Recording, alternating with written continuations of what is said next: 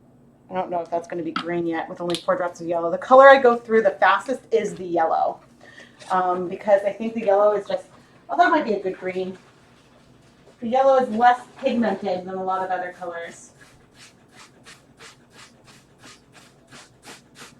Okay, that actually could be nice. Okay, so, oh, that's actually not bad. Now, of course, what I didn't consider is I can't really go back to the blue now. But you know what? It is what it is. And let's try.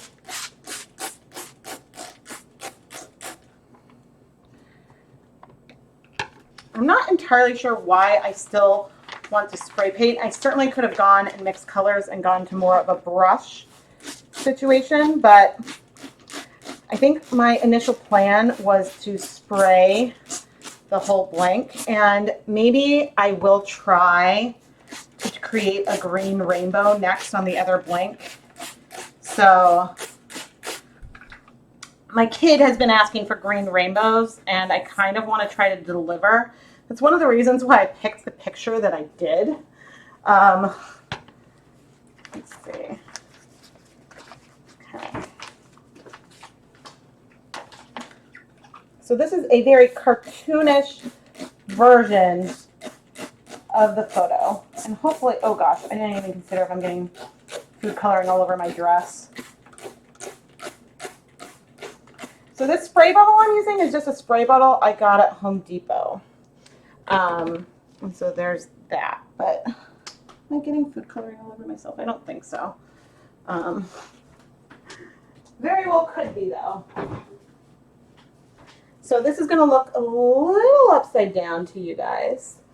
And there's a lot more liquid that comes off of the spray bottle that I was just using, especially if we compare it to the Color Mist sprays, which are actually fairly dry. And I really enjoy the Color Mists as like a tool. Let's see if I got any. No, I think that thing stayed pretty much where I put it today. I don't know if there's another rainbow in there, but yeah. Yeah, look at the rainbow. You could build a frame and make my own silicone mat. Oh, tell me more. That sounds interesting. Ooh, all right, so another thing I normally try to reuse is I try to reuse gloves over and over. I just know that with the heat, I know that with the lack of AC right now, with the lack of AC in my home, whew, I'm not going to be able to get gloves back on my sweaty, sweaty hands. But yeah, this is the first of the rainbows that we will be creating today. Oh, you saw a double rainbow this morning? Oh, awesome. I just saw like a video someone shared with like a complete, like a full circle rainbow somewhere, which like looked, my jaw dropped. Okay, I am now going to wrap this guy up. Oh, and I do have some color that has leaked through onto the counter, but I think that will be okay. So the thing I want to pay attention to now is the color penetration onto the other side. So actually all the way around we got reasonable color penetration. I am not sure at all how vibrant versus speckly this will feel, but we are going to go and microwave this now. So I'm going to pop this onto a microwave safe dish, and I'm going to start microwaving it in 2-minute increments. Now, microwaves vary in their strength and intensity, so results will vary for sure. So if you have a really powerful microwave, your high could be different from my high, so take that into consideration. And with my modeled countertop, I can't tell if that is blue or just the way my counter looks, but I'm gonna wipe it down, and then we will bring out the, actually, maybe before we bring out the other blank, we will go and get our roving started. So that way, as I'm doing the setup, there's something fun and colorful to look for.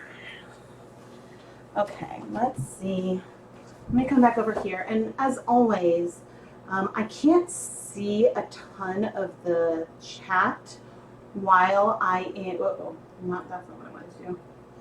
I can't see a ton of the chat while I am at the counter. So if I miss a question or something like that, please feel free to drop it again. Like, that doesn't insult me or anything if I miss it. I could paint a tree on there. Oh yeah, no, this one I wanted to do like a little more abstract. I think that I really wanted to come and do something like, I think that you really could paint a scene like this and do like a thinner rainbow, even without guar gum, because you want those colors to kind of go into each other a bit. And you could do some like abstract trees and stuff, would be beautiful. I just went full on abstract with this first one. But let's see where my, okay. So next we are gonna go and let me see if I can adjust these settings, properties. Let me bring the contrast up. Nope, that does not quite help. No, I guess it's roving. So it's gonna be a little bit like that. You're not converted to acid dyes, but you love that stormy gray color. Probably not an option with food dyes. So let me see if I can find the, oops, that's not what I wanted to do. If you look at the Color Right guide, which I'm not sure where mine is right now. Where is the paper guide? Like the insert that comes with the, oh, here's one. Oh, I have a new Color Right kit right here. Oh, there's my other guide. Huh. Okay, so if you look at the color guide, there are some more stormy gray colors that you could get. I think that a tiny amount of black, or even mixing like some black with the blue, could be really nice. And I often will use this as a starting guide for a lot of colors. But I'm going to turn the heat on here now. And if you're just tuning in, we are going to be using Easter egg dye tablets for the roving. But I'm going to get that heated up. I'm going to grab a plate, and we are going to check these colors. And that plate,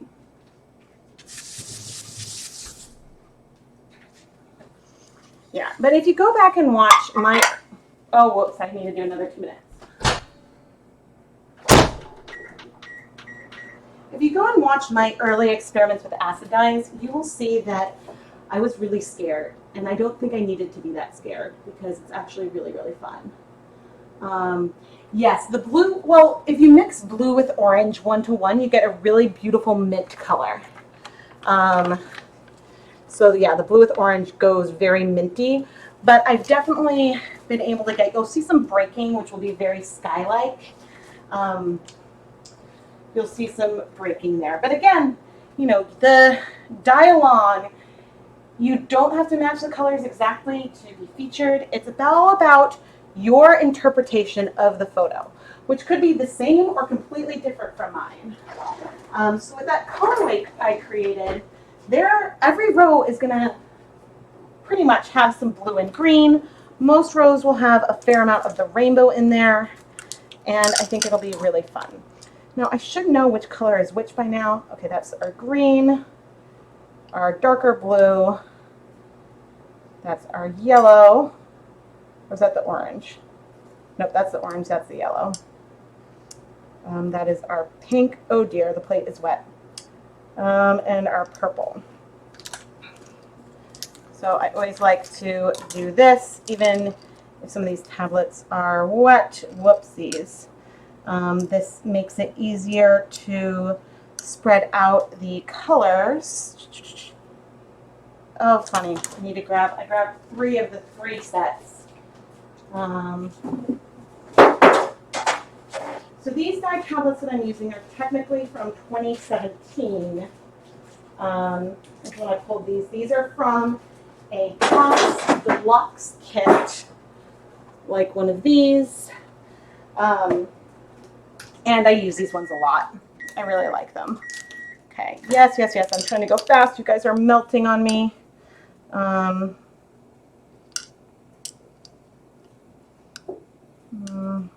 Okay, and then these three colors, we've got, I believe it is going to be red. So that pink, yeah, let's put the pink down with the purple. No, the pink can be over there. Ah! And then this is our yellow green. And this is our lighter blue.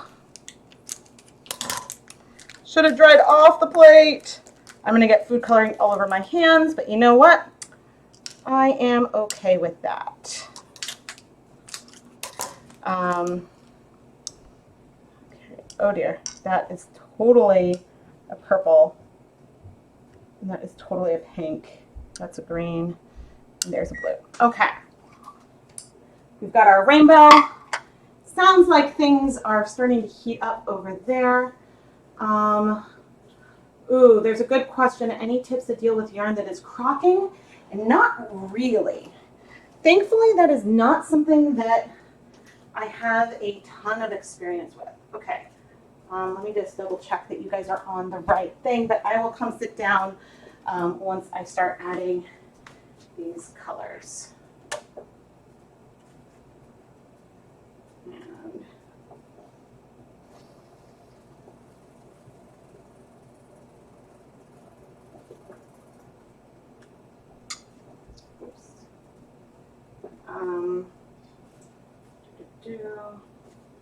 So again, there's 200 grams of roving in here.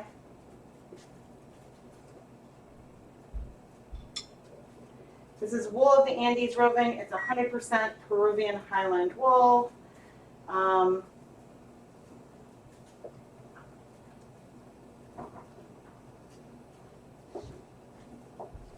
Okay, and I am going to wipe my fingers off.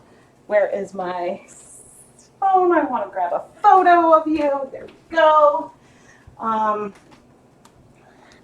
To appreciate the beauty that is this rainbow. Okay, I need my, and now I'm switching over.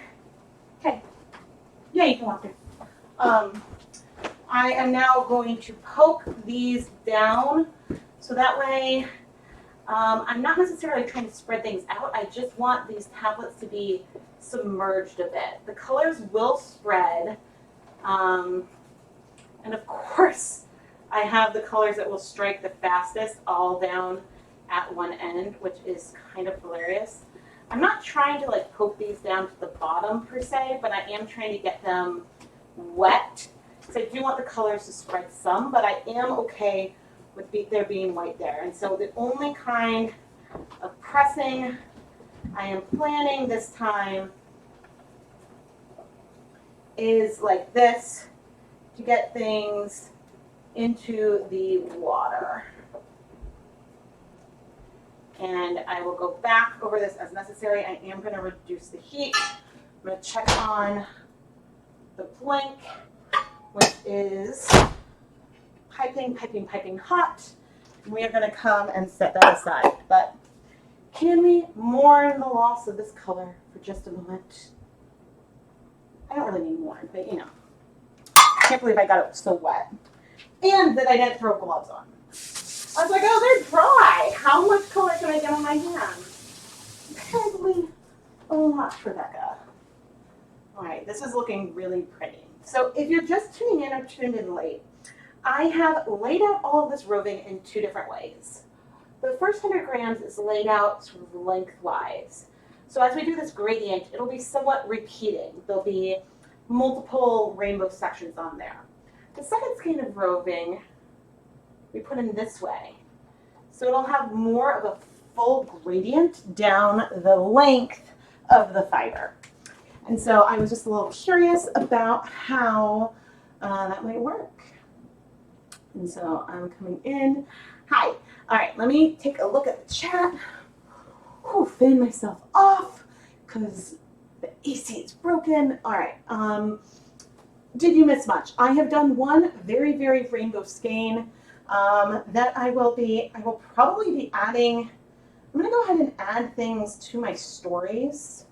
So that way, if you follow me, I'm at ChemKnits on Instagram, and I am just facebook.com/ChemKnits. You can see that there on both of my stories. I am adding pictures as I go, so that way people can catch up. Share my stories. There we go. Cool. I've just added 2 pictures to the stories, so you should see those there shortly. And ooh, it's so fun to watch the colors spread out. We might lose the yellow. We will likely lose the yellow, but you know what? It happens. It happens. Okay. Okay, let's see. Okay, any tips for dealing with yarn that is crocking? So crocking yarn, for people that don't know, is when you have like dry yarn and you're getting dye to rub off on your fingers. Unfortunately, like a vinegar soak won't really help with that. I haven't dealt with this in a while. And I haven't personally dealt with this with one of my yarns. I really, really hope this doesn't happen with any of the yarn that I dye or I've put in my shop. And so let's see. You'll have to finish the project and wash or soak it in a bit of vinegar, citric acid, and warm water. But I think with crocking dye, it's more that you want to dislodge the dye than you might not be able to get it to bind. I think that it could be some maybe insoluble color. But yeah, definitely like probably what I would try would be a lot of vinegar. I might even put it into a vat of warm water. I've had some projects recently that had some major bleeding issues, which I then realized one of the blues that I was using wasn't really going into solution for some reason. I was dyeing with dry powder, and then I would look and I'm like, this has been in here a while, and I see all these little particles around, which it wouldn't start bleeding until I started washing it. So the dye bath would be clear, and then I'd wash, and all this color would come, and it was maddening. But so then I added it into a ton of vinegar and heated it like full immersion for a while, and that helped with the bleeding at least. So yeah, I thought you might try it on your own, get a rainbow pack of highlighters for a rainbow yarn, and then green on the rest. Yep, highlighters do it great for dyeing yarn. The yellows are interesting because you do need some acid. I think you do want acid in order for the colors to bind. Now I'm forgetting the results of that when I did that live stream back in September, but the yellows are pH sensitive, so you will actually lose the pigment from the yellow highlighters with acid, which is interesting and fun, but it does come back in different if you lower the pH again. So yeah, I think that it is. Yeah, so that is fun. And ooh, look at those colors continue to spread. This is one thing I wanted, like, as if we had a waiting step, or if I'm going to go and I'm going to go like set things up again, I wanted to have something like fun that we could refer back to that would take a while. And yeah, I really wanted to play with powders, and I still don't know if I'm going to be able to do that. But let's go and look at some of the colors that I have here. Or actually, do you guys want to see something really, really fun and really exciting? No, I'll do that later. Sorry. I will do that later. Let me try reducing that volume. Okay, maybe now I won't clip. Sorry if I've been a little loud. Okay, I am going to come up to this counter. Oh no, maybe I'll just make you small. Okay, let's make you small, so that way people can still see. Oh, whoops, that's not what I wanted to do. All right, I'm going to have to figure out how to make these cameras widescreen again. But let's move this. Okay, this is the area that I have. So these are I'm gonna pull out some of my acid dye colors so we can talk rainbows. Now, I personally prefer purchasing pre-mixed colors than trying to mix my own. And I'm not 100% sure as to why that is my preference. Maybe it's because color theory is not a strong point of mine. Like, I feel very insecure at my ability to mix colors, but okay, that's a brown. So my most primary reds that I have right now, I have Fire Engine, Cherry Bomb, and then I've got some pinks, which I'm not going to pull out right now. For orange, the Tangelo was not super orange. I've got Fluorescent Safety Orange and Tangelo. For yellows, I've got Brilliant Yellow, Fluorescent Lemon. I think my best two greens are probably Sour Apple and Emerald Green. Radioactive is really, really nice as well. For blues, I think my most true ones are probably Sapphire and Peacock. Although Delphinium is quite nice as well. And then my best, like, rainbowish purple are probably like Intense Iris and Electric Violet. Then I have some other like browns and purpley colors. I have a lot. I have a lot. And the thing that so this is a Dharma poster that I cut up. And my intent is to do what Little Bean and Me does. And I want to tape these to the lids of my acid dye jars. So that way, when I'm looking at them, I have an easier time pulling out a color. Because otherwise, like, I have to pull each out, and it's just a whole search and rescue process. There are a lot of colors that I don't have, though. And so I actually really enjoy having these like this because it's really fun to lay them out and play with different color combinations and whatnot. And so that's something I've really, really been enjoying. So I think that probably, so the Fire Engine Red is looking really pink over here. So I think that if I was going to pull colors, I don't know if I would do Sapphire or Peacock. Maybe Sapphire. Maybe, I'd have to double check, but I maybe would use both, maybe as like an indigo and violet. But I think that this combination, it would be like probably where I would start if I was going to do a true rainbow with the acid dyes, with the Dharma acid dyes that I have on hand. And I know you probably can't read those colors from where you are, but I think that if I were, and we'll see, we'll do like another blank,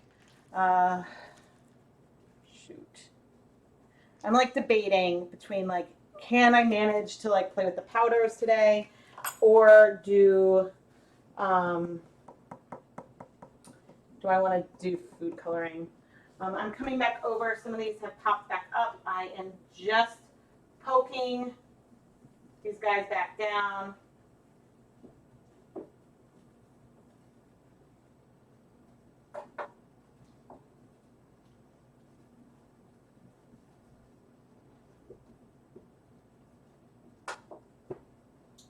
That off. Yeah, I gave the oranges and reds a lot more space. Oh well. That's fine. That's fine. Okay, you come down even lower. You're fine. Okay. Let me grab something. Something interesting. So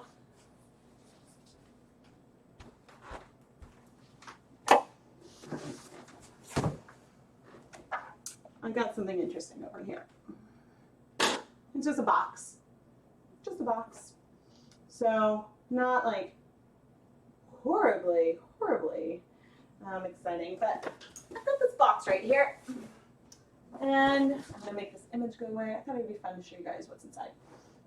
Would you guys like to see what's inside this box? Oh, here's a good question. Can you use Dharma acid dyes on cotton yarn? No. You might get a tiny bit of staining, but for cotton yarns, you really want some kind of fiber reactive dye. The Dharma fiber reactive dyes work great on cotton yarn, and If you're a ChemKnits patron, you can see my first time using the Dharma Fiber Reactive dyes right now, because that's the early access video for June. You can find a link to my Patreon in the video description. So, great segue.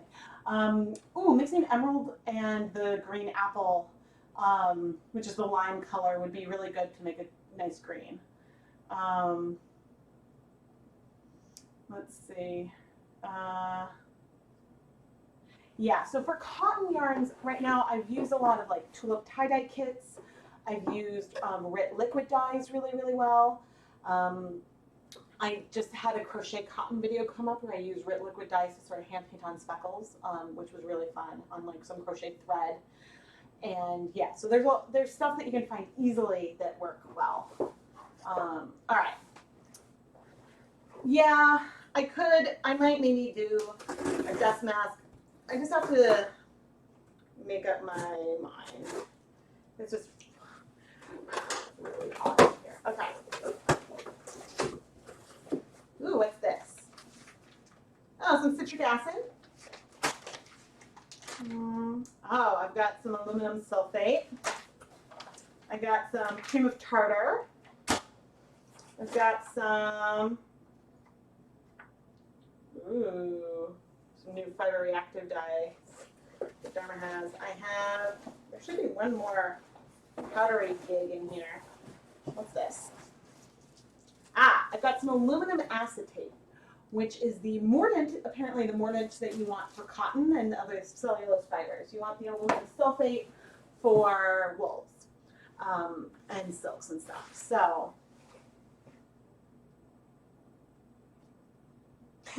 yay for dyeable yarn. Okay. You guys want to see the big thing that's in this box?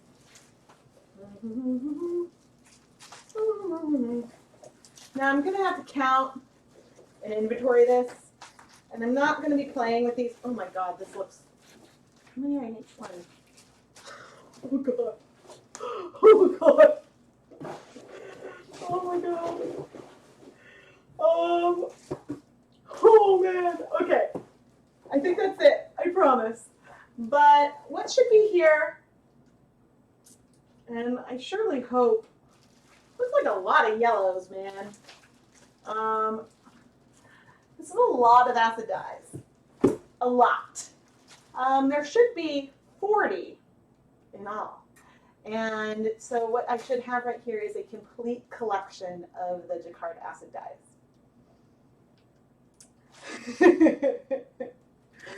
Complete. But now it looks like there's a lot of yellows. Let's see. That's sun yellow, my nemesis. Okay, that's gold ochre. I'm gonna have to like inventory these chartreuse. Okay, so these Aztec gold, which I've heard is awesome, and bright yellow. Yeah, let's just count. So that's 6. That's 1, 2, 3, 4, 5. 6 and 6 is 36 plus 4 is 40. So hopefully I do in fact have one of each color. Now, I have to thank Dyer Supplier for giving me the full set of Jacquard acid dyes. I have a project that I'm working on with them, and I can say that sometime in the future they will actually be carrying the full line of Jacquard acid dyes on their website. So I think that's all I can say right now. But I will, not tonight, but I do need to play around with some of these because I want to get a sense of how the colors compare to each other. And I am really, really excited to do it. But yeah, I thought that would be really fun to show off. And, okay, so here's something I didn't know and something I want to try. So Dharma uses these packing peanuts. And at first, when I saw that, I was a little disappointed. Because I was like, peanuts, But apparently, these are not styrofoam. And in my sweaty hand, I can kind of feel it. So here's a glass of water. Oh, my laptop me. Okay, so here is a glass of water. Here's one of the packing peanuts.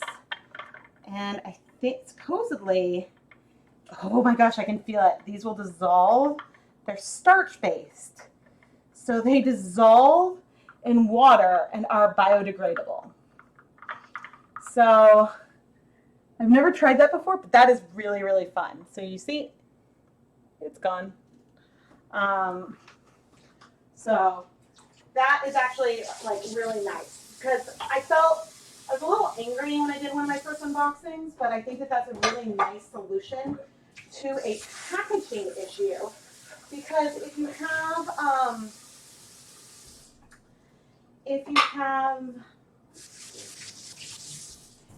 stuff that you don't want to get crushed or to have it break or anything like that, you need to have something in there. And so I thought that that was really, really nice. Oh, Michelle Schultz, thank you so much for the super chat. Thank you. My little super chat dance. If any of you are curious about that bright blue box that you can see on the screen, wherever you guys see the chat, sometimes down there, sometimes over there, it's a super chat, which is sort of like a tip jar. So you can see a little $sign down in the chat, and if you enjoy these streams, you feel free to contribute. But honestly, the biggest way all of you contribute is by watching and engaging. So thank you for tuning in. For being scared in the beginning, look at me now. Yeah. Yeah. No, we've got, there's a project that I'm working on with them, and I think it will be really awesome, and I think you guys will be really, hopefully really excited for it. But yeah, I am not saying anything else on that. I think this is, I'm well into my stream, but yeah, they're, you know, when I'm able, believe me, when I'm able to say anything more, I will say more. But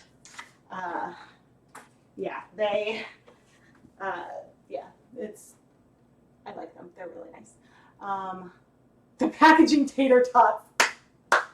I love it. I love it.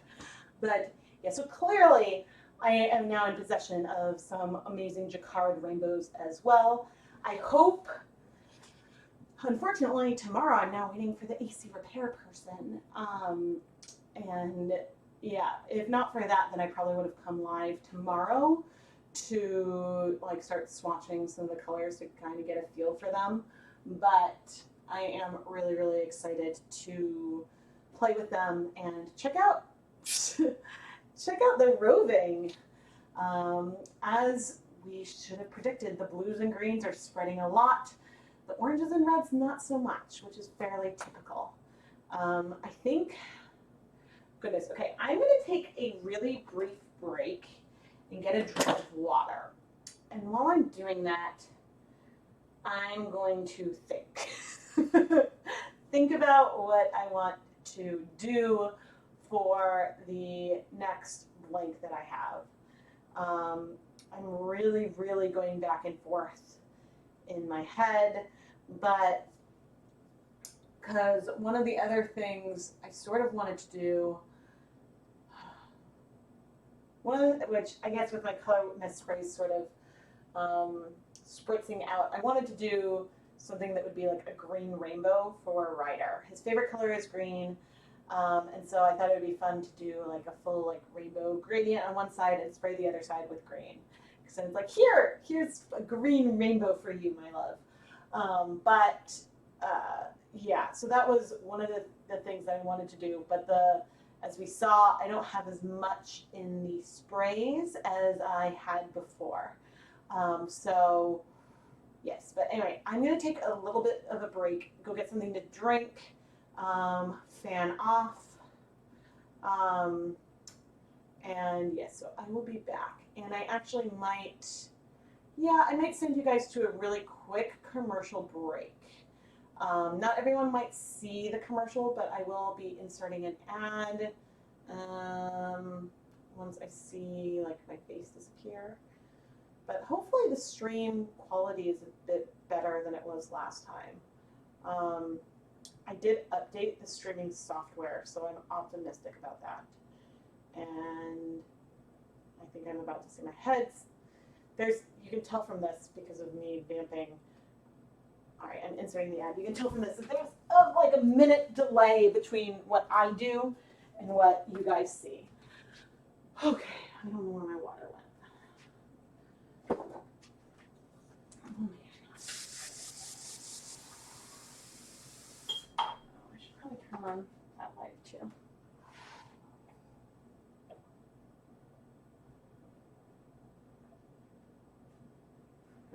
Oh, that's nice. I'm not even standing at the stove and it's hot. That plank is still nice and hot. Oof, doof. Oh, I haven't said that in a while. I'm excited to swatch out Aztec Gold as well. Really, really excited. Oh, guys. I like to be cold more than hot. I don't want to be like super complaining or anything, but I am sweating.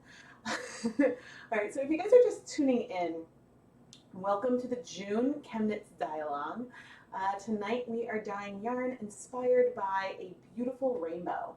A dye with a beautiful rainbow, and you know, it's got this like beautiful woods and water scene, and so there are so many ways that you can play with this. And after all of my live streams, I always do a recap because sometimes I like to be able to show you guys the finished dry yarn, talk about my thoughts.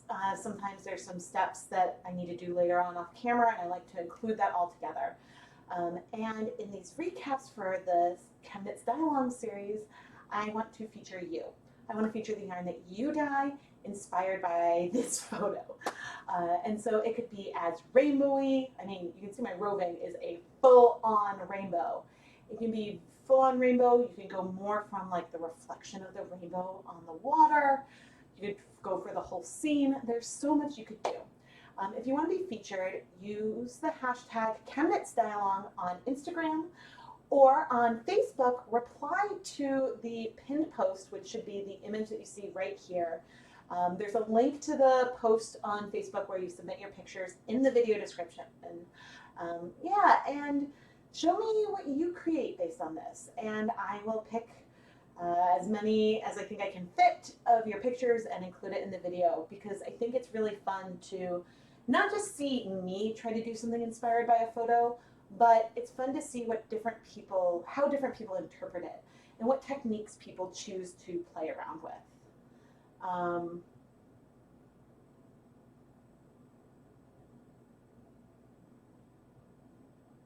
Yes, so Dharma fiber reactive dyes are great. They have a lot of colors.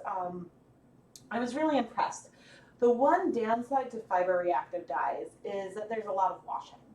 And that's because fiber reactive dyes will interact with water, and so then you'll get some dye that won't bind to the fiber anymore, but then will need to be rinsed out. So there's a lot more, like you can't dye to exhaustion in the same way that you can with say acid dyes.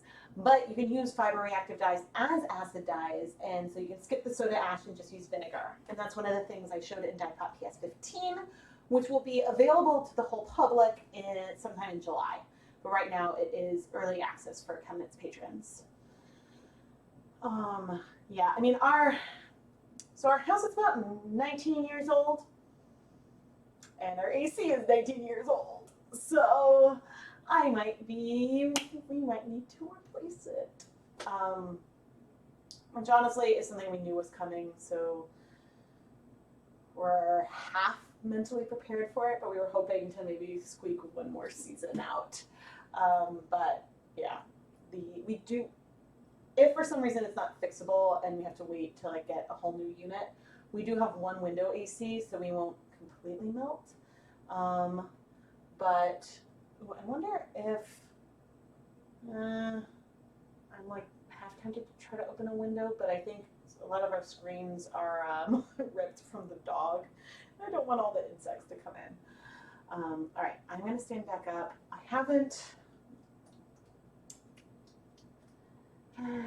I'm still sitting here and just like debating because I really, really want, okay, I think I I'm not sure how much of the color mist sprays I have left, but I think I'm going to try to squeeze something out with them. I think I have a concept, and we will see how that goes. I am going to move my little inspiration photo back over here, shrink you down. Ooh, look at, before I go do that, let's take a look at the roving. That's looking great. Why don't I go poke that a little bit? Your house in furnace was 40 years old. Wow. Yeah, I think our furnace is still doing really well, but it is connected to our, it's related to our AC. So I think that if we have to replace one, we have to replace both, which is not my favorite. Let's go. And I'm not trying to spread things out as much as I am trying to help these tablets dissolve. And the nice thing about all this is we really don't know what's happening on the other side. Like, we don't know how much of the color has gone beneath, how much of this is just staying on the surface. And so that is one of the extra, like, fun aspects of all of this. And again, I'm okay with there being white. If it's going to tone down some of the rainbow a bit, but we might, I mean, there is a lot of color in here still. I might actually, I'm going to add another cup of vinegar. Actually, I should probably like put it in the spray bottle almost.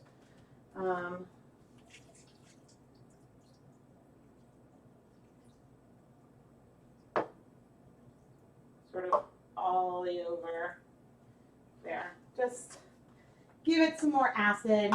Acid, heat, and time will help. I believe, I haven't tried this with roving. I believe we can get everything to absorb over here. At least I hope. So, man. Yeah, okay. I keep going back and forth. Like, I would love, and I have the blanks where I could do it. I would love to do a whole rainbowy gradient.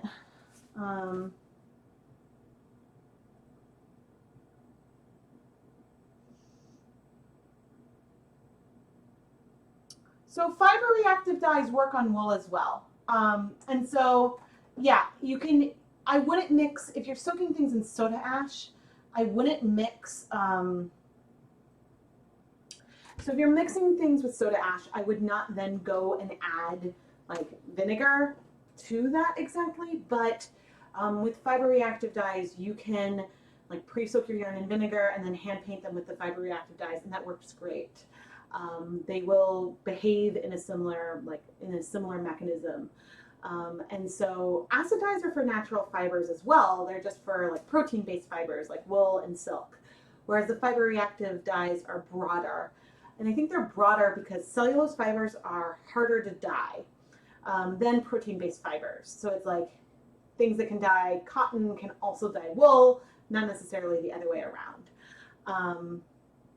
And so, yeah, but it's also for natural fibers. But soda ash can be a little harsh on like wool and silk and stuff. So you don't necessarily want to use as much soda ash on those as you would for cotton, for example, because it can break down and damage your wool. So yeah, that's why if you wanted to use fiber reactive dyes on wool, I would recommend using vinegar or citric acid instead of soda ash. Oh, I see. The question was, would putting it in a vinegar water bath help fix it? And maybe that's natural fibers. Okay, I'm sorry, I'm going up and I mix things. There was a question. I'm really new to natural fibers and hand-dyed yarns. I bought a dark colorway from a shop and it's turning your hands brown as you work with it. So that is crocking. There are two big problems that can happen when you dye yarn, and this can be with hand-dyed yarn or commercially dyed yarn. One is bleeding, so that's when you put the yarn into water, color rinses out. The other is crocking, which is where there is dye that is not exactly bound to the fibers in the yarn, that as you're using it, it rubs off on your hands.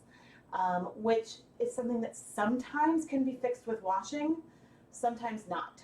I have some commercially dyed shirts that every time I wear them, I turn black and blue around my arms just from wearing them. They are crocking on my skin. I have washed these multiple times. I've washed them with vinegar. The color keeps rubbing off on me. So it's something that is definitely not ideal, but is also something that even like commercial, like think about like your blue jeans or something. If you get a new pair of dark washed jeans, you want to be careful because it might rub off on you. But certainly with yarn, I would try soaking with vinegar, maybe adding some heat, depending on the fiber type. If it is, especially like if it's wool, if it's cotton, then I'm not entirely sure what would help. So, but yes, the more saturated the color, the more at risk you are for bleeding. Now, if you're washing yarn and if you have hand-dyed yarn and you go to wash it and it's bleeding, there are a few things to consider. Acid dyes, which are very, very common in the hand-dyed yarn community, bleeding can happen if you use warm water or if the water is slightly basic. If it's alkaline, which means that it has a pH over 7. Since we dye yarn when we're using acid dyes in acidic conditions, that's what's needed for the dye to bind to the yarn. So if you have basic conditions, that can disrupt the interactions and cause some bleeding. So if I have a wool yarn and I saw bleeding, then I would just add vinegar to the wash. I have some Synthropol and I haven't really tried using it yet. I think one of the reasons why I haven't tried using my Synthropol yet is that I wasn't sure how accessible it is, and so I wanted to stick with like as much as possible things that, since a lot of us are starting out, the things that people have more access to. But I should pull it out and start trying it because I think one of the big benefits is it is a neutral soap. So that's there, but yeah. Yeah, so we'll see. All right, I'm getting back up. Sorry. Oh, no, wait, actually, I'm going to make you nice and small. You go small, you go over here, so we can look at our beautiful rainbow, and I want my picture back. There we go. Oh, it's my pleasure. I really try. I mean, like, so I do have a chemistry background, but I don't yet have like a good feel for the actual mechanisms. Like I haven't looked up the actual molecules to see how many actual mechanisms, where like if I were to draw the molecules and then draw arrows to show how things like come together, that I don't have like a good sense for at this time. And I think way back when I started, I tried to go and look up, information about dyeing yarn and the chemistry of dyeing yarn. And there's a lot of information out there, but since dyeing textiles, I think, is so old, finding the kind of like detailed molecular interactions that I wanted to see wasn't as apparent. There's a lot more information about like safety and testing and things like that. And there's just so many scholarly articles about different colored pigments and whatnot. So there are some like cool articles on food colorings and stuff. But yeah, I don't have like the same feel for it like I did with some of my projects back when I was working in the lab, when I was earning my PhD. So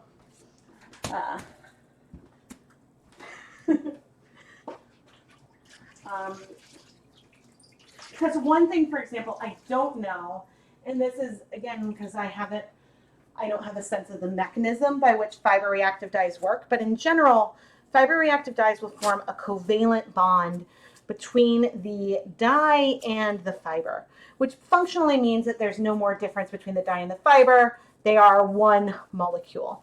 Whereas acid dyes interact a little less specifically. They interact mainly through, I think, hydrogen bonding, maybe some ion interactions, dipole interactions, and probably some van der Waal forces, and that's sort of like what holds it together, which can still be very strong, but it's way more easy to break than a full-on covalent bond.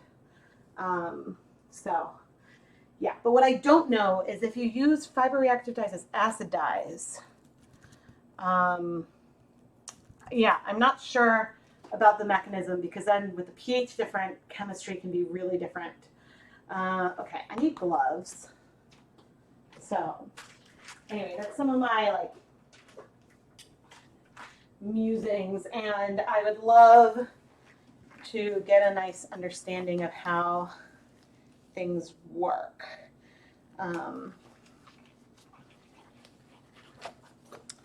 But all right, let's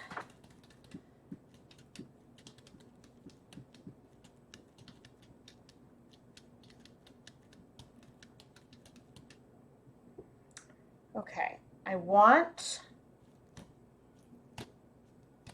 to make my green rainbow, and I'm not sure how much of the colors I have. And I kind of want, okay, I think I'm just going to go for a shorter, I'm starting with the green. Okay. No, come on.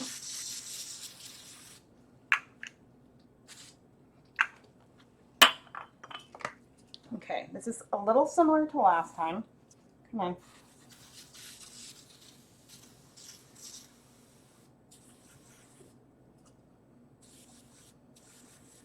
Uh-oh.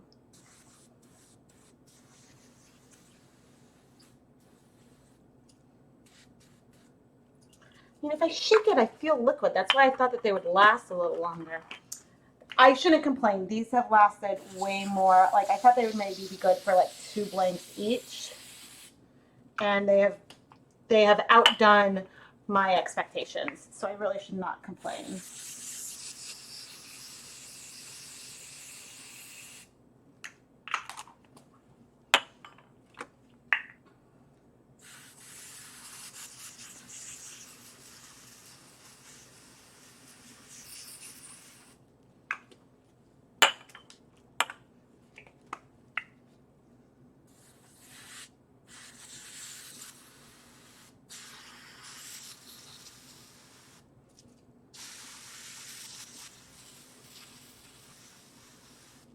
So these are my favorite Color Mist sprays.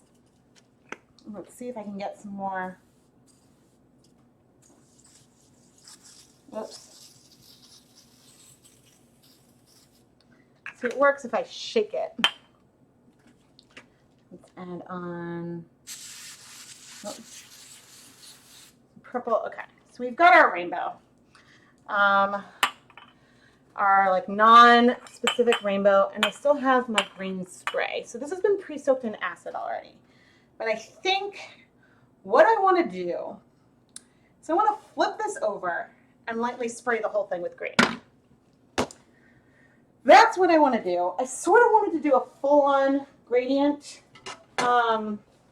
moment, but you know, I don't have enough of those sprays for that, and it would take a long time for me to slowly mix each spray.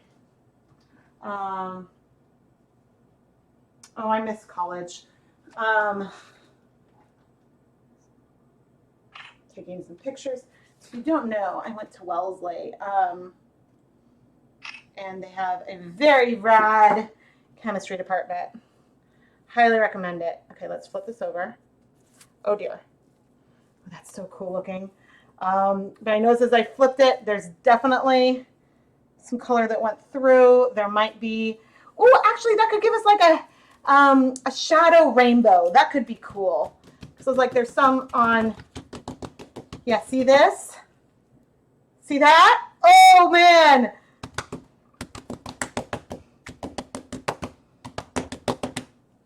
See that shadow rainbow?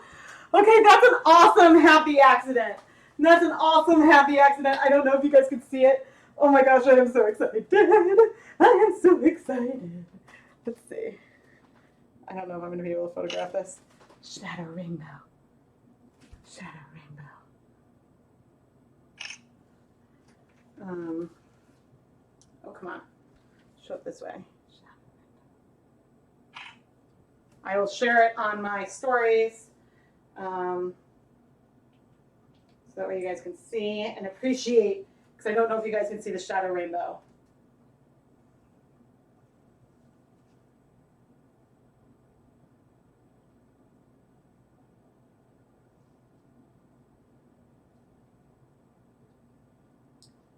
Oh, I should make you. No, how can I read that? Come on.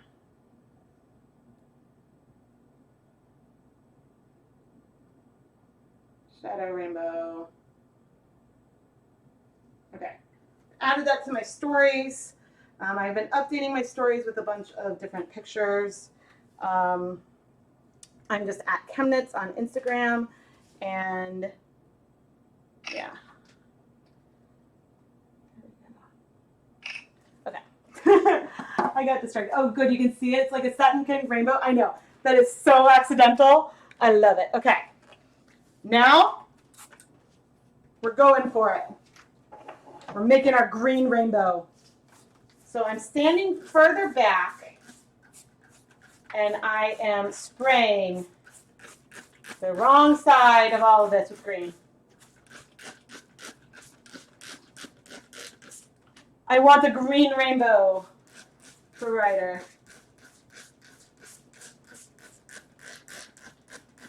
I got assigned to a face painting station at my kid's school, and Ryder goes, I was like, what do you want, Ryder? And he's like, I want a green rainbow. And I'm like, what? And I was like, okay, here's a rainbow with a green cloud. I'm adding a bit more. So what I'm hoping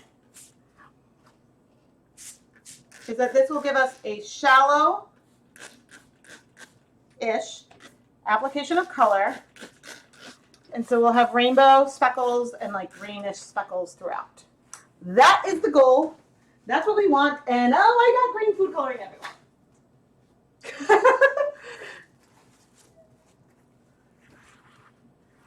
Oh dear. At least it's not red. Red stains more. Oh, actually, it's not that bad. Not that bad. Just a little bit on the floor. Okay, green rainbow, green rainbow.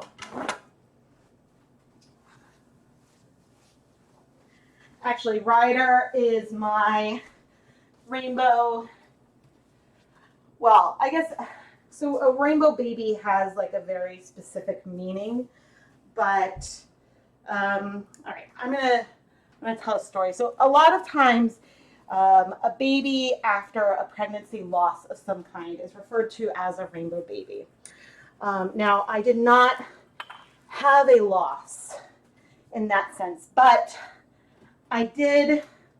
So around when, so I started nursing Lucas when he was 18 months old. And then about a month later, I found a lump. And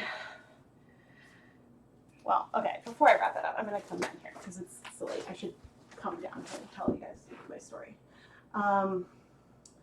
Okay, so I found a lump, and I wasn't sure if it was like a clogged duct or what, and we were about to move back to Boston, and so I went and I got it checked out.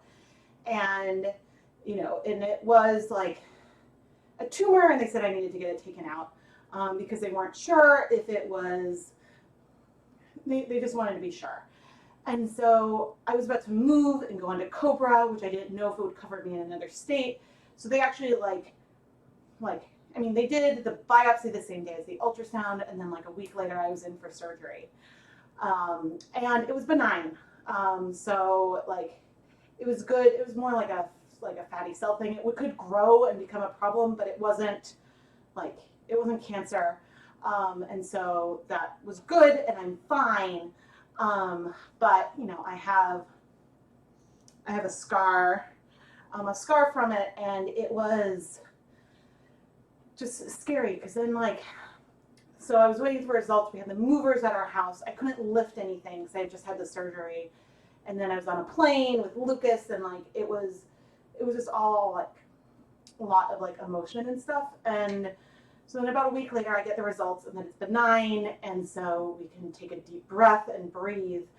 But then 3 days later, I find out I'm pregnant with Ryder, which was wonderful and wanted, but like terrifying at the same time, because if like there were just a lot of like things that like if I had decided to wait until I got to Boston to get like a second opinion or something before the surgery, we had the surgery out here, like they did a pregnancy test that it was very early, like they did a pregnancy test right before my surgery, and I must have only been like a few days pregnant at that point, like that test was negative.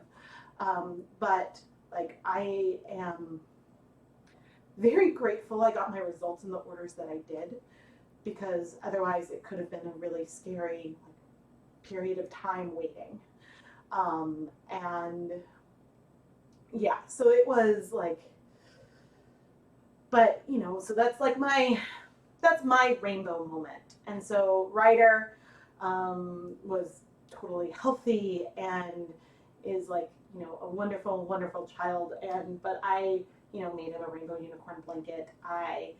For his last birthday party, we did a rainbow unicorn cake. I've got rainbow dinosaurs in his room. I would have done a dinosaur room if he was a boy or a girl. But, you know, yeah, it's something that I like rainbows. I feel the hope.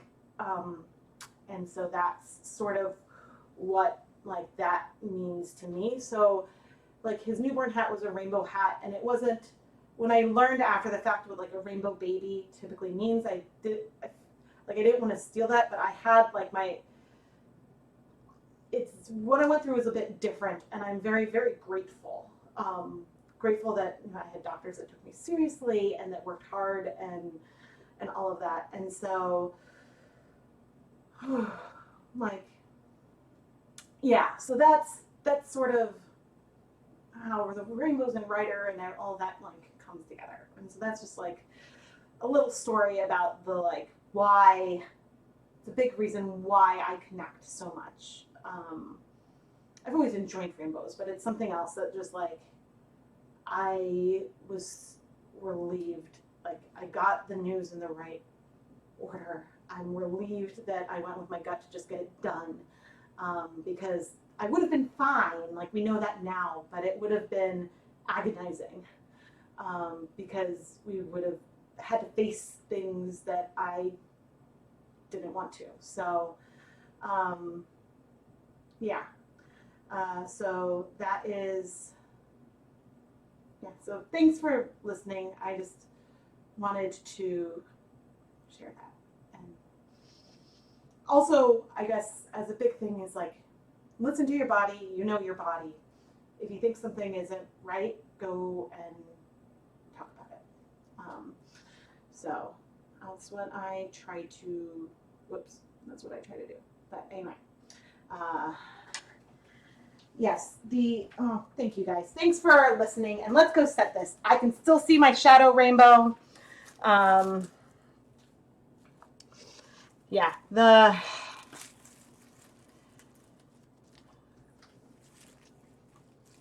Ryder has been like extra adorable. He goes, but mommy, I love you so much. And I'm like, oh honey, I love you too.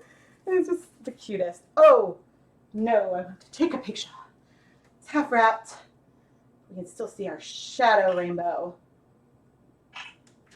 It's funny, like Lucas, they had a color day at school, and oh good, it is not as shallow as, oh look at that! Not as shallow as maybe the color mist sprays, but oh, that is awesome. That is awesome.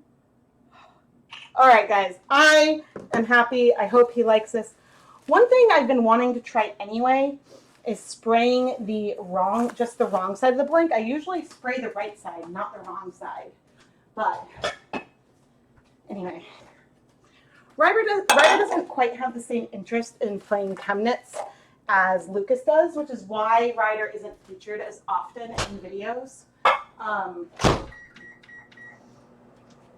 So, but I promise he does think my yarn is pretty. It's just he doesn't want to play ChemKnits with me. Lucas wants to play ChemKnits. Well, that's what I wanted to do. Let's bring out this guy. And look at that fiber that we've got going on. Oh, I love you guys. Very, very, very much. Seriously, like, thank you guys for, like, you know, it's like, why, so if people don't know, there's a Facebook group for ChemKnits fans called ChemKnits Lab. And I believe there should be a link to that in the video description as well. But yeah, it's nice that I appreciate that I can share myself and like my soul, and which my soul comes through in like the yarn I dye and stuff, but I appreciate that I can share like parts of me that are outside of like the fiber arts stuff, because like it's weird because like dyeing yarn and fiber arts in general are a big passion of mine. So like ChemKnits is me. And so sometimes it's hard to like separate like work from me and whatnot, because like it is so much of me. But so I just appreciate being able to share like the other parts of like my soul with you guys. And like when we had a super, super minor family emergency, it was nice to be able to like come to the lab, because I do like, I could look at pretty yarn and I could just say like, oh, this is going on. Ooh, no, I don't quite have a project in mind for Writer's Green Rainbow. I'm not sure if it's even something I'm going to keep for myself or something I might list. It was a colorway I wanted to create. And so the things that, yeah, it's hard to, like, I have rules for myself, strict rules on what I'm allowed to keep in terms of yarn, because I love all of it and I would keep all of it if I could. And so something, basically, it's complicated. I did not measure how much water I put in the spray bottle, but probably like a cup and a half or so. I'm microwaving it on high in 2-minute increments for a total of 4 minutes. Yeah, man, I keep waffling because I really wanted to play with those acid dyes, but I am so moist. Like, we're gonna get more rain this week. It is so moist in here that I feel like the dyes would just stick to everything. Guys, I'm waffling. I have this other yarn, but I'm not even pre-soaking it yet. I'm waffling, everybody. Okay, for what I want to do. Hey, we're Massachusetts! Yay, Massachusetts! Yeah, I'm very happy to be back in Massachusetts. I loved Evanston, Illinois, which is where we were for 4 years. I'm from here originally, and then I was back here for college and grad school, and then we moved to Illinois for 4 years. We really, really liked it there. Evanston was so walkable. We were right downtown. It was wonderful, but we didn't have the support system that we have up here. And so we've got lots of family and lots of good friends because we've spent most of our lives out here, and it's really, really nice. Oh, thank you. Thank you guys so much, everyone. Oh, goodness. I'm having so much fun, and well, the nice thing is that sometimes I don't know from some of these other dialogues how quickly or soon I might revisit a colorway. You know I'm going to come back to these rainbows, and we'll see. So the last full day of school is tomorrow, which of course is when I am waiting for our AC repair. And then Wednesday is a half day. It's like, I think I have to pick up Lucas at like 11:20. Like, it's not even a full half day. And then camp starts the following week, but then I'm going to be shipping out, and I haven't even plugged it yet. So next week, I'm going to start really packaging up and shipping out the 2019 summer samplers. And let me go stop the microwave. And then I'm going to come and talk more about these samplers because, wait, how many minutes have I done? Oh, that's nice and hot. Okay, we're hot enough. So starting on July 22nd, we are going to have a summer mini skiing mini series. So for, well, technically 7 nights in a row, but 5 main nights. Starting Monday, July 22nd at 8:30 p.m. Eastern Time, I will be releasing a new dyeing video every night featuring mini skeins. And I think it's going to be really, really fun. I've already dyed all the yarn. They're beautiful. And then there's going to be 2 bonus videos at the end where I'm creating two limited edition colorways, one on soft yarn and one on soft blanks. And those will each be their own standalone video at the end. And so right now I have only a handful left. There might only be 5 left total. Samplers where you can get either 50 gram or 100 gram fingering weight sock yarn samplers. So each of the 5 nights you can unwrap either a 10 gram or 10 gram or 20 gram mini skein that was featured in one of those videos. And so, or that night's video. And so with the 100 gram fingering weight sampler, each night you'll get between probably 10 and 40 grams of yarn, because some of the nights you might get 3 10 gram mini skeins or 1 20 gram mini skein, and I'm going to mix it up like that because there's a lot of fades, and so I thought it would be fun for like a couple of the nights to get multiple from that night, so you could like see and play around with it. All the yarn is the same base. The DK samplers are currently sold out, but once I'm packaging everything up, I will be able to release a few more, and I will announce that on YouTube and everywhere when I have more of the samplers available. I always dye more than I need, so that way, like, if there's a mistake or something, I can cover all the pre-orders. And so I think that it should be a lot of fun. Oh, your daughter's birthday's July 20th. That's awesome. Yeah. There are a couple that are going out as birthday presents, and I will include a little note in those ones. But let me grab a link to it. And so there's a couple of the add-on skeins left as well. Right now, so if you go to the listing for, in the description, there's a link, but there's also like a separate listing for the add-ons. So you can add on one or multiple of the skeins of sock yarn or the sock blanks, either intact or unraveled. And so those, but right now for the add-ons, you do need to have a sampler, but things might change. There might be some full sets or other things as I start packaging things up, but I'm really excited because I think I learned a lot, and I'm really, really excited to share with you guys all the things that I learned. It's hard to not spoil these videos, but I am really, really excited. No, I am not in Southern Indiana right now. I am in Massachusetts. I did live in I lived in Bloomington, Indiana for 10 years though. Yeah, so I'm outside of Boston, but it has been, well, it's wicked in my house right now. Oh man, yeah, so the sampler should be a ton of fun. And each night it's going to be wrapped up individually. When people get the boxes, you can open them up because everything inside will be wrapped, and they'll have the like video number and the date on it, so you know which night to open it.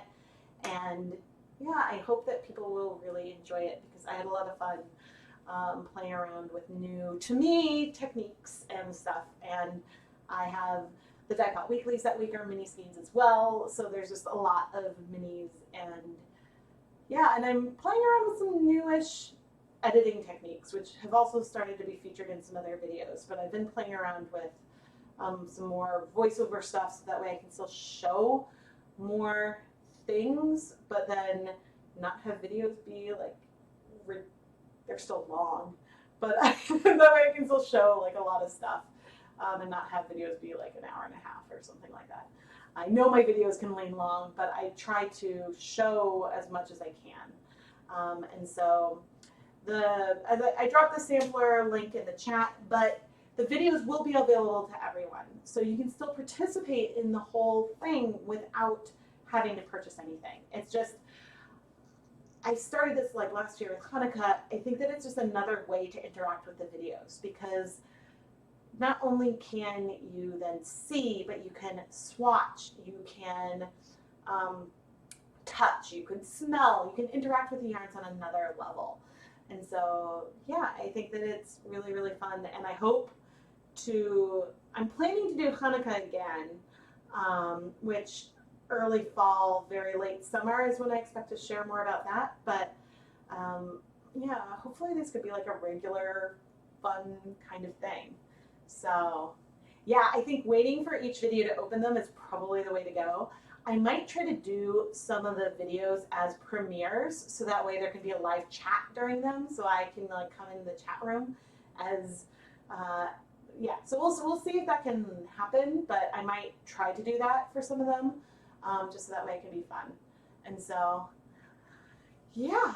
Oh, my day's going great. The AC went out, so I think I said glowing. I don't need any. Okay, I don't wear a lot of makeup anyway, but I watch a lot of makeup videos. I don't need any highlighter today because I got some good old shine and glow. Oh man. But yeah, all right, let's stand up and see. I think I was all like, I'm ready to go for like, to do a lot more yarn dyeing, but I am, my kitchen is getting hot. Speaking of smell, does anyone else struggle with the smell of alpaca? Yeah, I find that alpaca does tend to smell earthy. And I don't think, I don't know of anything in particular to do about that. I find some wools, and wools that have, okay, we've got some good blues, we've got some green there. Our reds are clearing. I haven't even kept track of how long this has been going, but we've got greens, a lot of blue. There's still some that has not dissolved, but these colors overall have spread out really nicely. And oh dear, and I'm really, really excited to see what happens with this roving. If you're just tuning in, I used 3 sets of 9 Easter egg dye tablets on some 200 grams of roving. One skein is arranged like this, and then the other skein is arranged like this. And so we will have 2 very different colorways from one pot, but I thought that it would be a lot of fun. And then yarn wise, I think I'm going to leave, and maybe, so the very first month, I think I did 2 live streams. Maybe I'll try to pop in and do a second live stream, because I do want to dye some of this yarn and play with acid dyes in some rainbow colors. I'm just too sweaty to deal with dye powders right now. So I hope you guys forgive me for not doing that. But I actually haven't played with food coloring as much lately. When will I do live spinning videos again? That's a great question, and I really, really, I keep saying soon. I really hope. Things have been, things have just happened. Did I post? No, I guess I have. It's been a while since I even posted that one. I do have some spinning things that I still want to edit. Okay, this one. So the 2 blanks we did tonight, and I believe I have some pictures of all those in my Instagram stories. One of them is a cartoon. Ooh, thank you someone for purchasing a sampler. So of one of the blanks that we did, oh, I should post one other picture to the story. One of the blanks that we did was like a cartoon version of our,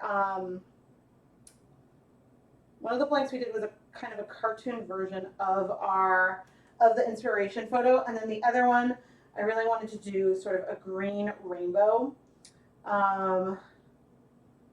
and yeah, I'm just going to post that. I'm not even going to add any other stuff. I'm just posting that picture.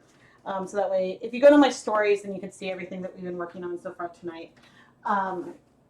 But yeah, I really want to do some more live spinning soon. I've been doing some off camera, but yeah, I think that time-wise, things have been on daytime times when I have for filming, it's been very hectically busy in a very good way. I have a lot of projects I'm working on right now, and some of the stuff I can't talk about yet, but I'm really, really excited. And so I hope soon. I really hope soon. And I know I keep saying that, but I do think that we need like a good live spinning session. Thankfully, the streaming has gone better tonight than it did the last couple times, at least I think. And so therefore, I feel like I can try to like set something up with some multiple camera angles to do some live spinning. Speaking of Hanukkah, good knitted kippah. I'm trying to remember if I have like a pattern search for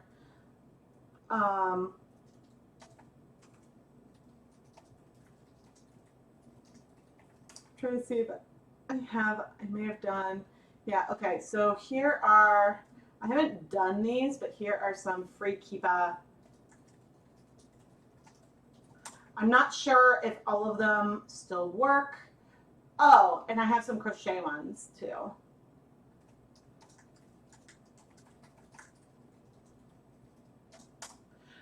So those are searches I did, I guess, back in 2014 because I was wanting to make one for Lucas. I did make a crochet one for him that turned out really, really well as like a little baby kippah. And so those were, I did a lot of these pattern searches before, like I did a lot of stuff on Ravelry. And so then I kept doing them. Oh, thank you so much for buying the sampler homespun tools. I'm so excited. Oh, good. I'm so flyby star dancer. Thank you so much for telling me that because I've been so frustrated. I've heard that YouTube has had some streaming issues lately, so it might not be all my end. But I did go and update my OBS, and I think that has helped a lot. So yes, now I feel that I can do some like more streaming, like stress-free. But I am beyond excited to package up these samplers, and yeah, I think that it is just a lot of fun. And yeah, I think I want to try, if we get my AC working again, which please, I think I might try to do a second night. I really want to play with some rainbows with acid dyes, and I think I know the colors I want to use, and I think it could be fun to even do some like a little immersion speckling with them to create some kind of rainbow gradient, because I love the color mist sprays a lot, but it would be really nice, and this part I'd do as a standalone video. It'd be nice to explore a nice way to do this without using food coloring in the color mist sprays, and I'd probably use my pressurized Misto spray can. And so that's a video I definitely want to do coming up, but yeah, I think in general it would be really, really fun to play around with some rainbows with acid dyes, because that's not something I've done yet. Oh, and I started to talk about at the beginning how, so I have a lot of primary colors. I like to get pre-mixed colors because I'm afraid of my color mixing abilities a little bit. And also I know with food coloring, the thing that can be hard is to get the levels of the colors right. So one of my first times hand painting with with Jacquard acid dyes, I think I wanted to do like a sort of like a yellow to green, a yellow to blue with like greens in the middle, and the yellow was way more potent than the blue that I had. And so I didn't quite get the colorway I had envisioned in my head. Like it was more like blue and then like a lot of lime greens without getting the teals. So like the greenest green was not in the center, it was really close to the blue because the yellows were just that much more potent than the blues. And so, yeah, I don't know, I just therefore now have like a ton of greens and teals in my collection. And so I do need to play around with color mixing, and that's something like mixing my own rainbow is absolutely on the list. I'm just not sure. I'm not super confident in that yet. And I know with food colorings, like I have a better feel, but there's fewer colors there. And so I just need to get a better handle on the relative potency of different colors and just play with mixing more. And so maybe that's what I should try in the next stream. Maybe I should pre-mix a bunch of these colors that I had kind of like selected in today's video, the colors that I would use for a rainbow that are Dharma colors in my collection. Maybe I should pre-mix them and then play with mixing them some more. So I'd have the most of the primaries, I'd have some secondaries there, I could do something with that, and then I could try creating my rainbow with my primaries. And the primaries that I would probably pick would be obviously red, yellow, and blue, but I might also pick a pink. And the reason for picking that pink is that sometimes reds can be so intense that it can be hard to get a nice purple. And so having a pink in there could really help for getting a purple. So that is something, yeah, so that's my thought process. Oh, yay! Wait, they have silicone mats that are 32 by 24. Interesting. So there's one, I saw one Kickstarter for, it was like basically silicone plastic wrap that could wrap up its, that's the other thing I need. I need it to stick to itself because I need it to sort of like self-seal so that way colors don't leak through. That's the other thing I really want. But maybe, so Emmy, you want to direct message me the link on like Instagram or Facebook to that mat you found? Let's see. If I tried spinning some of the chunky yarn that's from Yarn Bee Stretched Taffy Yarn. No, I'm not aware of that yarn. Do you want to post the one that you're talking about in ChemKnits Lab, Austin? Because that sounds pretty interesting. I haven't tried, I've never spun from like pencil roving or like a chunky yarn. Like the super tough puff from Knit Picks is super is like basically like roving also, but it has enough twist in it, I think it would be hard to draft. Ooh, for first time dyers, would you suggest doing cotton and RIT dye or superwash wool with Easter egg dye tablets? Linda's Yarn Barn, that is a very, very interesting question because those are very different kinds of projects.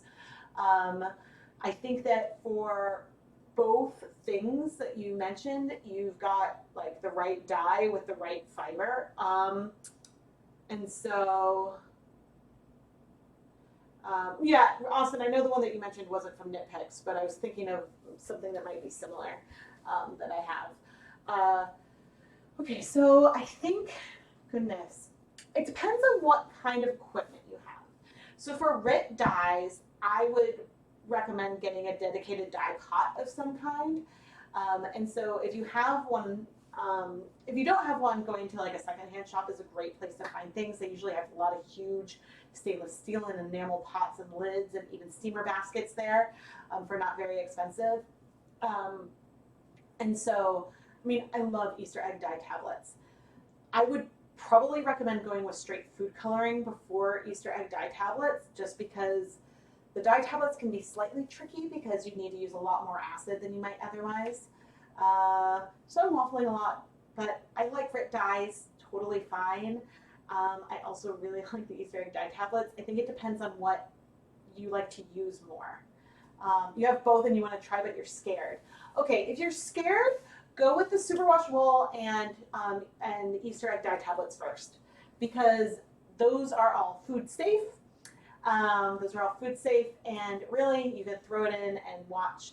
Just make sure you use a lot of acid. Like tonight I used, I think, 12 cups of water, and right now I have 3 cups of vinegar in there, and the colors have not yet exhausted. That's for 2 reasons. 1, it takes a while for the tablets to dissolve, and 2, the tablets will raise the pH, and so that's why you want a lot of acid in there. Oh, Ocean State Job Lot has cheap pots too. Awesome. Oh, and you already have 2 dedicated dye pots. Yeah, the RIT dyes are fun. You do not need as much as it says on the bottle.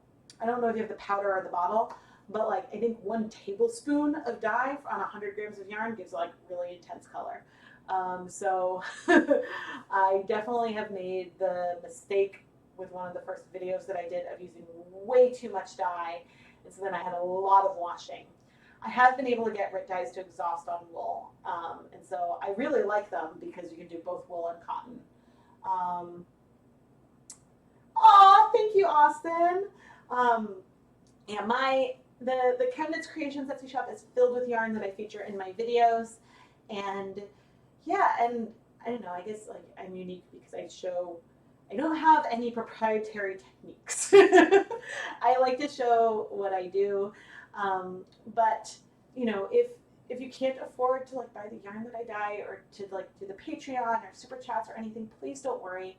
Like really, the biggest way that you guys all support me is by watching the videos, and like when you subscribe to the channel and comment and like the videos, like that helps because that helps YouTube show me to more people and helps me grow in that way. And then like as I grow them, like it just opens up other like opportunities for me and stuff, and so it's fun. Oh, Linda, the liquid, awesome! I love it. It's not. I don't think it's my favorite in terms of all the dyes I have, but I think that it's a really great commercial dye that people can find in big box stores in person. It's a lot harder for people to find acid dyes, and I think, yeah, I like the RIT a lot. I use tulip tie-dye kits a lot with cotton because like I'm just fairly comfortable with tie-dyeing in general, which is why it was silly that I was really nervous to use fiber reactive dyes. I think just because I'm like, these are big jars. If this spills, this is going to stain everything. And so I was nervous about that. But yeah, I've gotten really beautiful results from RIT liquid dyes, and there's a lot of videos on the channel. I wish that it was easier to organize YouTube videos into playlists and to organize the playlists into like categories. I'd really like to someday make a website where I can have like a kind of like a database of the videos, so that way you could sort by fiber that's in the video. You could sort by dye type that is used. And maybe like I can tag things with technique, and so that's just like a way to like search through all of them in a way that isn't like not just keyword specific.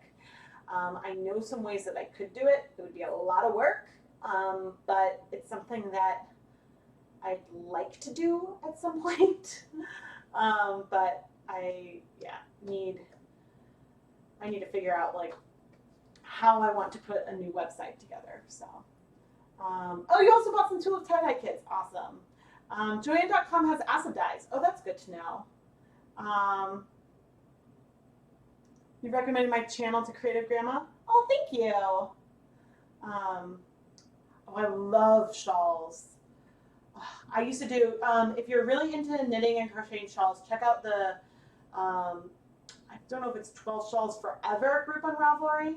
Back in the day, it was like 11 and it was like 12 in 2012, and I think I was prepared for 13 in 2013. But then I think they just did 12 Shawls Forever, maybe. I think I still try to do 13 in 2013, but it's a fun group. And then they have like when you can like submit the shawls that you create in like a given month or like within the year, and then you can win like they have a lot of like prizes and drawings and stuff, and so that's really fun. Yes, the tulip tie-dye kits are so much fun. My Lucas and his best friend, who's allergic to wool, but they came over and they dyed yarn one day, and so we put little bits of the tie-dye in like plastic cups at a time and gave them foam brushes to hand paint. That way we could control the amount of spills, and it worked great. They were awesome. And so, yeah, I really enjoy it.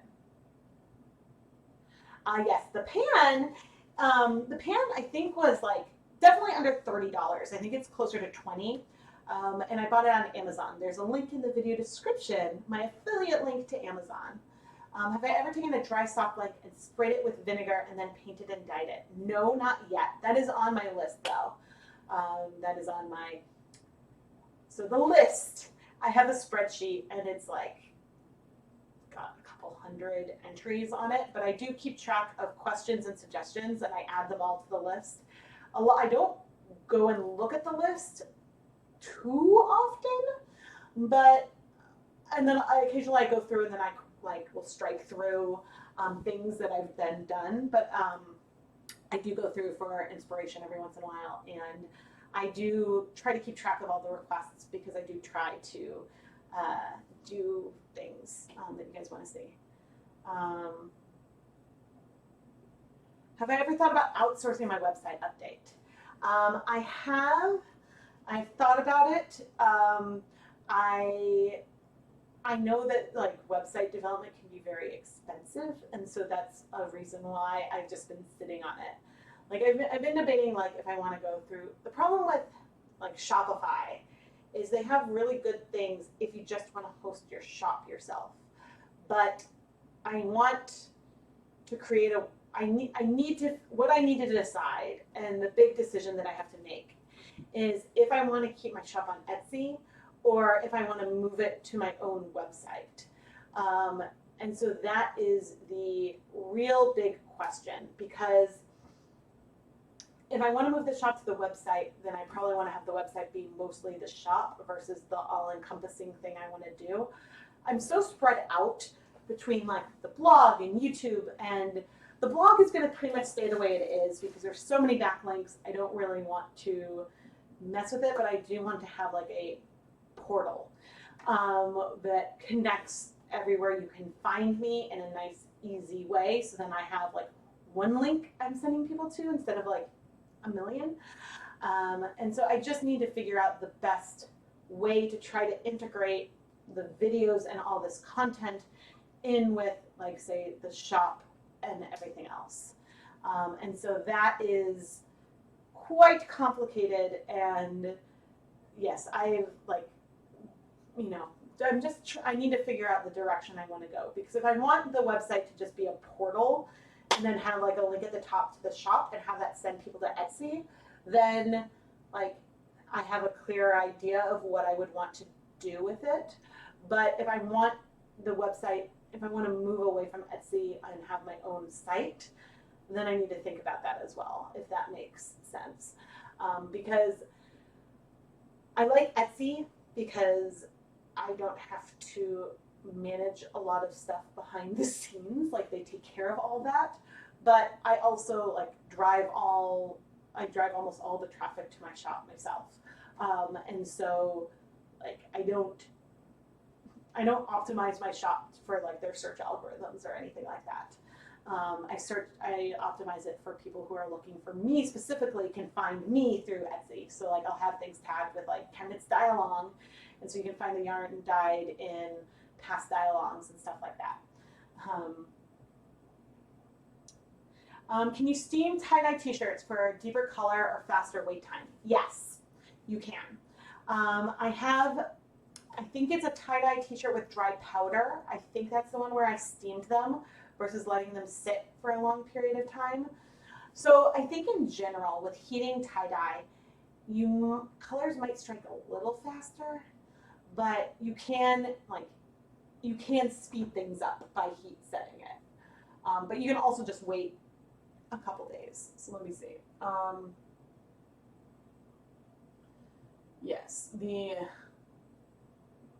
challenge? They have a monthly sock challenge. Have to start and finish a pair of socks in a given month. Woohoo! That's awesome. You tie-dye white t-shirts outside on the picnic tables last weekend. It was so fun. So you badly want to tackle speckling. Any top tips? I think that the best way to deliver speckles onto yarn will come to you like as you play around. I think that in general, some colors, and you'll have to play around a little bit with colors because some filler has some of its own color. But like if you wanted black speckles, I would recommend Dharma Silver Gray. It is less pigmented than black. but you can get more spread out speckles a little easier because it's less pigmented. You can also try mixing your dye powder with citric acid. That's a great way also to spread out your speckles a little bit more. In general, I prefer to use my fingers because I like having that tactile control over where things go versus like tapping with a dusting wand. I find that I can over tap really easily and end up with a bunch in one place. And so, yeah, but I tend to be more like of a finger speckler myself. So those are some tips. Do I have any experience planned to dye with Crayola markers? Yes, I definitely want to. Sharpies too, but I don't know if you remember, there was one episode where I decided to use a washable Crayola marker to mark a sock blank, to mark the center. Because I'd done that with t-shirts, with tie-dye t-shirts, mark with a Crayola marker and the marks wash out. Well, I marked the blank, then I heat set it. The Crayola marker did not wash out. So yeah, I definitely want to play with Crayola markers. I think with those as well, I would want to do similar with the highlighters and sort of extract the color with alcohol before dyeing it versus trying to draw on with the Crayola markers themselves, but that's definitely something that I want to play with. So Shopify would definitely allow me to link to my blog and vice versa. Absolutely. I just think that what I don't know is about like a lot of stores that have shops. Like the shop will be like a main website and then they have the blog almost sort of like and other stuff on a secondary website. And so what I would need to figure out is the best way to have something organized. And so that's what I'm not entirely sure. And what I haven't yet found from like looking at Shopify is a good integration of like YouTube into the website. And so that's the big part that I do need to figure out is like a place that maybe I could add the shop to, but also a way to integrate and somehow organize some of the YouTube content to make it easier for people to deal with. Because I have, like 600 videos or something on the channel right now? It's a lot. Like a lot. So, will you dye cotton t-shirt fabric to create t-shirt yarn? Ooh, I haven't used t-shirt yarn before. I dye a lot of shirts. But yeah, that could be fun to like try creating t-shirt yarn and maybe like making like some kind of hot pad or something out of it. I have a huge stash of shirts because I like to tie-dye things. Maybe go home. Bug spray takes Sharpie out. Oh, maybe it's alcohol in it. Yeah, so that's, I mean, I'm not sure how like permanent the Crayola markers would be, but it's definitely something that I would like to try.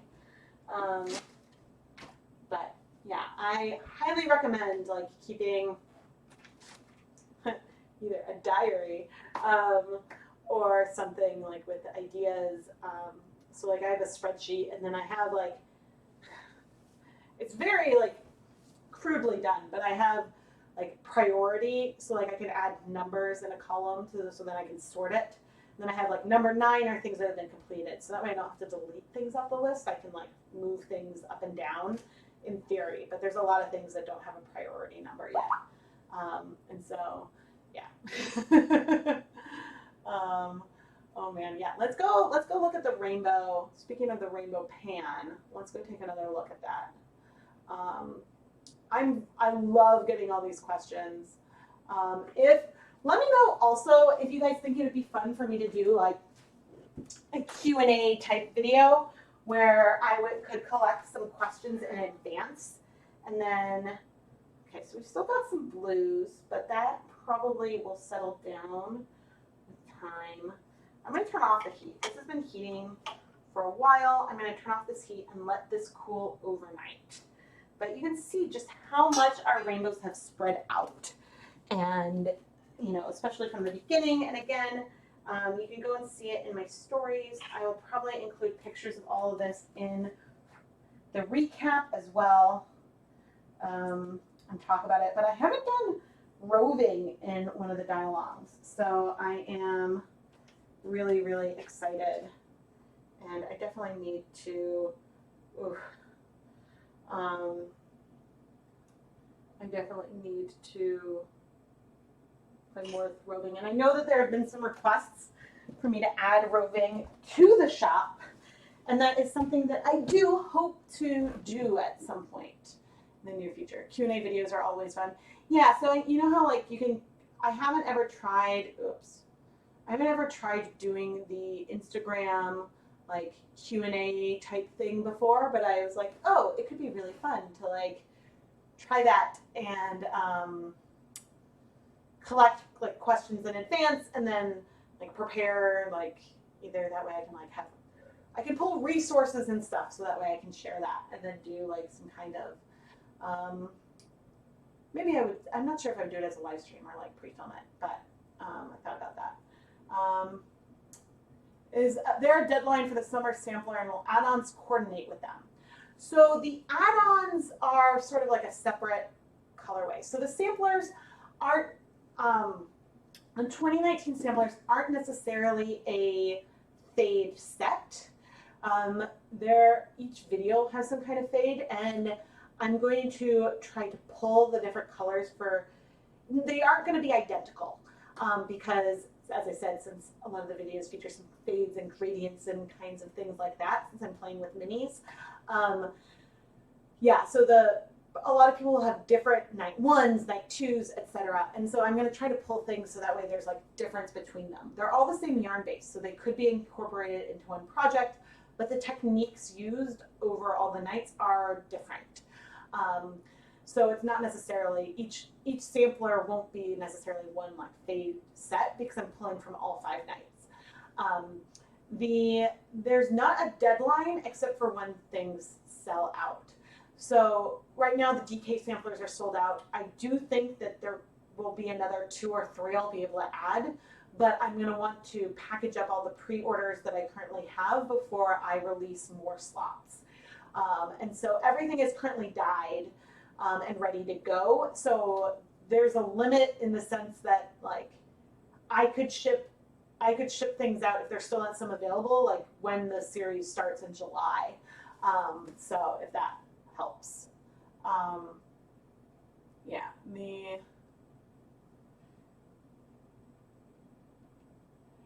Yeah, so will the add-ons coordinate? The add-ons are not necessarily the same base. The sock blanks I think are, but the other one is a sock yarn that is not the same base that's in the samplers, but it is like a sock yarn. And so I think it definitely, like the colors and stuff will play well with a lot of the ones from the series, but it's not like something to necessarily tie them all in. It's just, yeah, my limited edition summer colorway. And yeah, I will say there are similar colors between the blank and the sock yarn, but since like one's a blank and one's a sock yarn, they're similar colors, but the actual colorways and how they knit up will be different. And so I hope that helps. But yeah, thank you guys. Oh, I sort of want to just like open up the refrigerator and just like hang out with the refrigerator door open. Oh man, yes, I'm gonna bring ice packs to bed. You might think I'm weird, but yes, I like to be cold when I sleep. Anyway, thank you guys so much for joining me. I love getting all these questions at the end. This is why I love doing live streams. I love being able to interact with you guys in real time in a way that I can't with my edited videos. I do always read the comments and I try to reply as best I can to questions and stuff. But sometimes things get lost or I might miss something. And so I enjoy these live streams a lot. So thank you guys so much for tuning in. I hope you enjoyed my cartoonish interpretations of this photo. And I am really excited to try playing with this more, maybe shoot, June is almost done, because this week is, yeah. So ideally, I will do another live stream for this and play with acid dyes. I think it depends a lot on how the packaging up of the samplers go, because I need to get that done next week, and to get all of them out. So have I looked at Wix website? Yeah, I've been attracted to Wix as well, like, but then I've been looking at the different like ways you can integrate things in, and so I've been waffling a lot on all the website stuff. Oh, Emmy, thank you for sending me that later.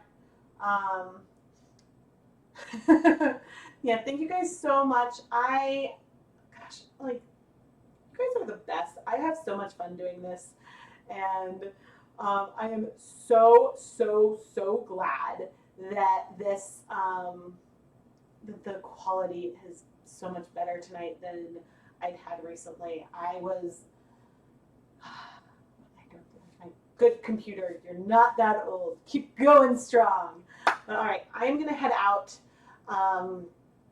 and oh man, I have to make things for the teachers still. I want to make them coasters out of the yarn the kids dyed. But yes, it is my absolute pleasure, and I am so excited to see what you guys create.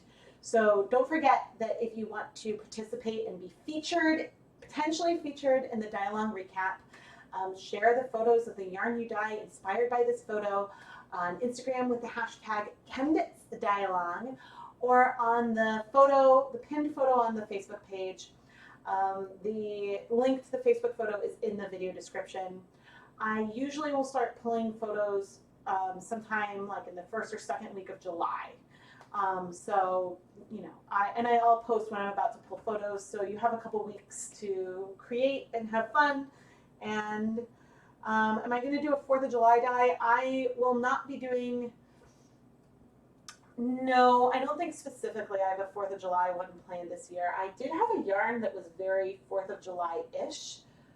I don't even remember what's coming out around the 4th of July.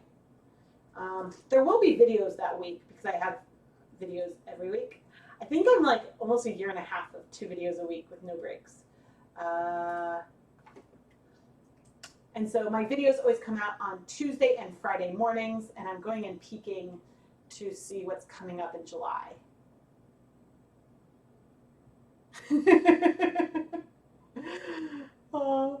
I have a lot of isms. Oh my gosh. Okay, where am I now? What's coming out in July, early July? I'm not going to give any spoilers, but what's coming out that week? That's not very.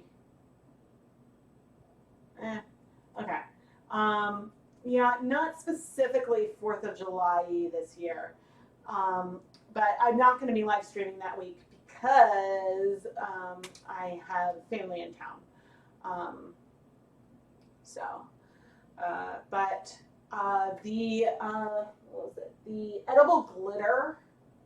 What do they call that? My edible glitter video. That's a very good 4th of July-y inspiration one with like red and blue speckles on a white base. So, and I have some good older 4th of July tie-dye videos that you should check out too. All right, yes, I am gonna go try to cool off, and yeah, I subscribe, like, turn on notifications. We have fun. You don't want to miss it. I've got lots of affiliate links in the video description, places you can find me, and all of that jazz. Jazz hands, all that jazz. Oh man, all right, yeah, and I will update on like probably Instagram stories, and I will on Facebook, and certainly in ChemKnits Lab, and on YouTube for sure if I'm going to do another rainbow live stream this month. But if not, you know, rainbow live streams, rainbow colorways will be coming from me. And once again, I highly recommend that you guys go and check out the Trevor Project. It is a really phenomenal organization that provides counseling and crisis intervention for LGBTQ youth who, when they need someone to talk to. And I think that there's, they do a lot of great things, and so you should really go check it out. I made a donation there this month, and I think that it is, rainbows can be really, really fun and happy, but it's also like I really wanted to honor the LGBTQ community, and sort of show like my support, because I said this at the beginning, but I'm trying really hard to teach my boys to be inclusive and to be someone to listen to who they are and accept who they are. And they're really young, so we haven't like dealt with much yet with like their friends or anything, but I just want them and their friends to know that like I'm someone safe to come talk to.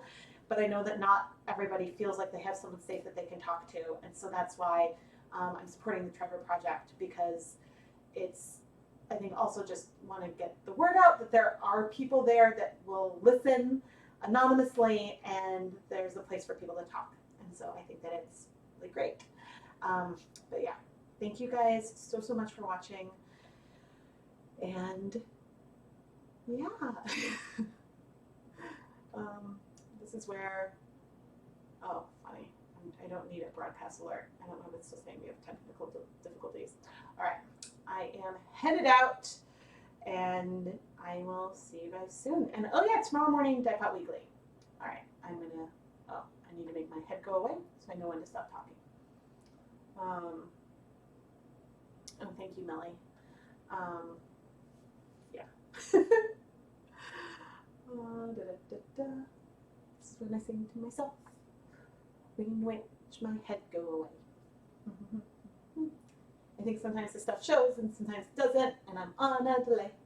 So but I don't want to cut my real end off, so that's why I wait.